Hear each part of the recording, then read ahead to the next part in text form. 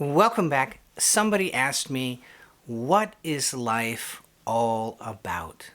Isn't that a beautiful question? It's a very simple question.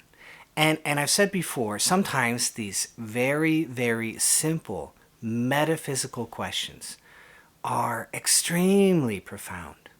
And you look around, nobody really bothers to answer these.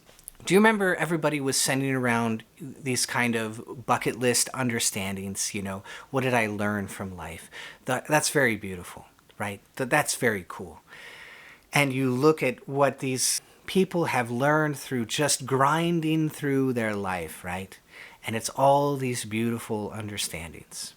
But does it really answer for you? What is life all about? That's the question, right? So I wanted to share with you the beginning of my own spiritual journey through two books and the beautiful answer it has. What is life all about?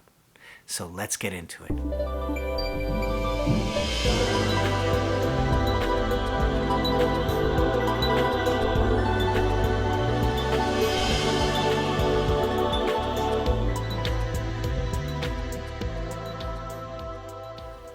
Very early on, I was in high school and I was investigating auras. I was training myself to see auras. I would sit in the back of the classroom and I would just dilate my eyes, take in the whole room as one, practicing Hakala. I didn't know to call it that, but that's what I was doing.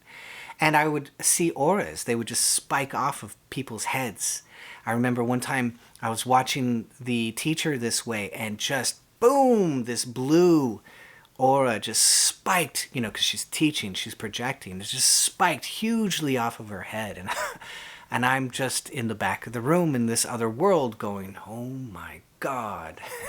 I can't remember what she was talking about, but it was just an amazing experience. So that was my high school years, and I found Richard Bach and two beautiful books. First of all, Jonathan Livingston Seagull was a beautiful poetic book. And this whole story came to him when he was on the beach one day, down on his luck, at the bottom of the barrel of his life, looking for direction. And suddenly he heard a voice, and he said, "Who are you?" It replied from somewhere deep inside him, "I am Jonathan Livingston Seagull." And out of that came this gorgeous spiritual story. And I think for many, many people at that time, it was just a miraculous book. And it became a bestseller. And soon after this, Richard Bach wrote Illusions, the story of the reluctant Messiah. And that story, I found that book in my grandmother's house in the back room in a pile of dusty books. It was a Reader's Digest version. And I poured myself through that book. I ate it alive. It was just so beautiful. And it presented this soul who was a master, profoundly connected to the divine. And he was so easygoing. He didn't have airs. He was just himself. And that was absolutely gorgeous to me. And the core of those books, I would say, is that life is about learning. It's about lessons. And I think that's a beautiful place to begin.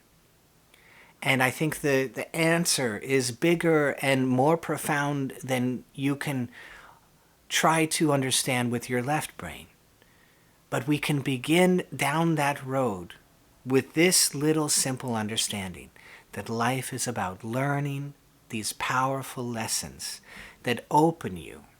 And you take your little consciousness that is worried and concerned and anxiety prone, and it just expands. And then it expands some more. And we learn some more. And our consciousness, our awareness, it spreads, it gets bigger, it gets wider, the capacity increases. That's what that little idea will give us. In the Bible, somewhere, I forget, I'm sorry, somewhere it says I will send myself out, and I will not return void. I will have gathered unto myself riches. Isn't that what is happening? Your soul is out here gathering riches. Now, I studied timeline therapy with Tad James, and the most profound thing of all of that is he said, you will turn your past from a torture house into a storehouse of wisdom and learnings. Oh my God, isn't that profound? Change your past from a torture chamber to a storehouse of wisdom and learnings. That's the idea of a timeline therapy. That's the idea of a continuous Om Japa through the chakras every day. This cleaning out, this learning, this expansion of awareness and consciousness and knowing and understanding, bit by bit, day by day.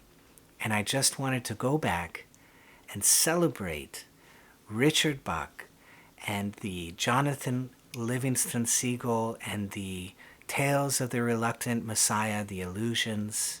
Just gorgeous little books. If you like to read, I certainly recommend them. I'll have links down below.